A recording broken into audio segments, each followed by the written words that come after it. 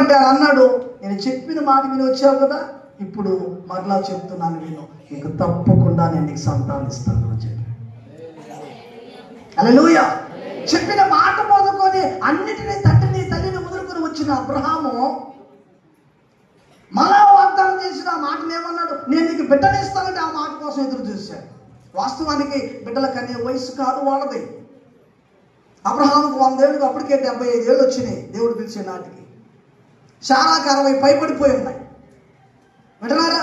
అటువంటి సమయంలో 60 ఏళ్ళు 70 ఏళ్ళు దాటిన వాళ్ళకి పిల్లలు పుట్టడం అంటే అసాధ్యము.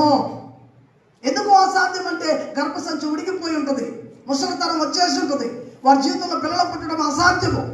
అలాంటి పరిస్థితుల్లో ఈయన అబ్రహాము పిల్లలు పుట్టరని తెలుసు, అయినా కానీ దేవుని మీద నమ్మకం పెట్టాడు. అందుకే అబ్రహాము ఏది పొందాలనుకున్నాడో ఆ పొందబోయే బహుమానాన్ని పొందుకోవాలి అని అంటే ఆయన తీసుకున్న తీర్మానం ఏంటంటే అది ఏం చెప్పినా సరే దాన్ని వినాలనే తీర్మానం అయింది. అందుకే దేవుడు ఎక్కడికి వెళ్ళమంటే అక్కడికి వెళ్ళాడు.